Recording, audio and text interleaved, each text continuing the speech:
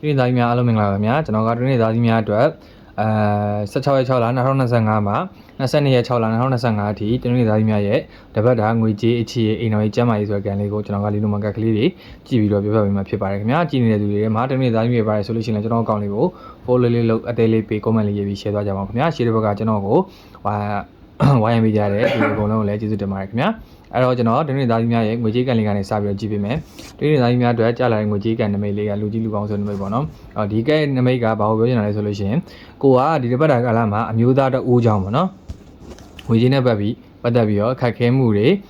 ပြီးတော့အဲ့အမျိုးသားတအိုးကြောင်းပဲငွေကြေးနဲ့ပတ်သက်ပြီးတော့စိတ်ညစ်စရာစိတ်ပင်ပန်းစရာဒါမျိုးလေးတွေကြုံလာနိုင်တယ်အဲ့တော့ဘာလို့ဘာကိုင်အဆင်မပြေတဲ့တစ်ပတ်တာကာလဖြစ်လာနိုင်တယ်ပေါ့နော်ငွေကြေးနဲ့ပတ်သက်ပြီးတော့အဲ့တော့ငွေကြေးနဲ့ပတ်သက်ပြီးတော့လောက်ရမယ့်ရေတွေကလေးကအိမ်ကဖျားမှာပေါ့နော်ဖြစ်နိုင်မယ်ဆိုလို့ရှိရင်အရန်တိတ်ဒီပဒီကို16ဘက်စိတ်ပြီးတော့ဒီတစ်ပတ်တာကာလမှာဒီငွေကြေးလက်လာပါရွှင်လန်းမှုအတွက်သူတောင်းလို့ရတယ်ပေါ့နော်ပြီးတော့အခြေခံလေးကိုကြည့်ပေးပါမယ်အခြေကတော့ဒီတစ်ပတ်တာကာလမှာတနင်္ဂနွေသားသမီးများကအခြေနဲ့ပတ်သက်ပြီးတော့ပျော်ရွှင်စရာစိတ်ချမ်းမြေ့စရာဒါမျိုးလေးတွေကြုံလာနိုင်တယ်ကလေးငယ်လေးတို့ဦးကြောင့်ဒီပျော်ရမယ့်ကံကြမ္မာလေးတွေလည်းကြုံလာနိုင်တဲ့အတွက်ကြောင့်မို့လို့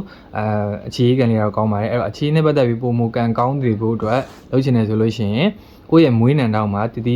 3မျိုးကိုအဲ့လိုကတ်ပြီးတော့ဆူတောင်းပေးပါပြီးတော့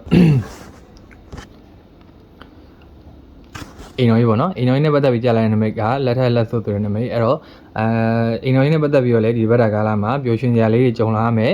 တပတ်တာကာလဖြစ်တယ်ပြီးတော့စိတ်ချမ်းမြေ့စရာစိတ်ကြည်နူးစရာဒါမျိုးလေးတွေကြုံလာမယ်တပတ်တာကာလဖြစ်တယ်ပြီးတော့ဒီအိမ်တော်ကြီးနဲ့ပတ်သက်ပြီးတော့ဗောနော်အဲ့လိုအဆင်ပြေတဲ့သူတွေရှိတယ်ဆိုလို့ရှိရင်လည်း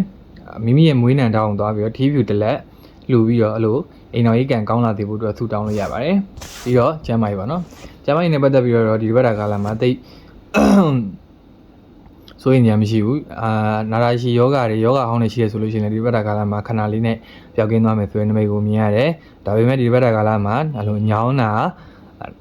တာနဲ့ဒီခါနဲ့ပတ်သက်တဲ့ယောဂလေးတော့ဝေဒနာလေးတော့ခံစားနိုင်တယ်ပေါ့နော်အဲ့တော့ဒီဘက်တာကာလမှာအနေငယ်တော့ဒီသွားလာနေထိုင်လေးတော့ဆင်ញင်တဲ့တပတ်တာကာလဖြစ်ပါတယ်ကြီးမားတော့ဘာမှမရှိပါဘူးအဲ့တော့ဒီနေ့သားကြီးများအားလုံးကျမ်းမာချမ်းသာကြပါစေခင်ဗျာကျွန်တော်ကောင်းလေးကို follow လေးလုပ်အသေးလေးပေး comment လေးရေးပြီး share သွားဖို့လည်းမမေ့ပါနဲ့အောင်ပြီးတော့ကျွန်တော်ညာပိုင်းပေါ့နော်ညာ6နာရီကနေပြီးတော့10နာရီဒီကိုကျွန်တော် online ကနေပြီးတော့ဒီ hall လေးပြန်ပြီးတော့လုပ်ထားပါတယ်ပေါ့နော်အဲ့တော့မေးချင်တဲ့သူရှိလို့ရှိရင်ကျွန်တော်ရဲ့ဒီ chat box ကိုလာပြီးတော့ဆက်သွယ်မေးမြန်းနိုင်ပါတယ်အဲ့တော့အားလုံးပဲကျမ်းမာချမ်းသာကြပါစေခင်ဗျာ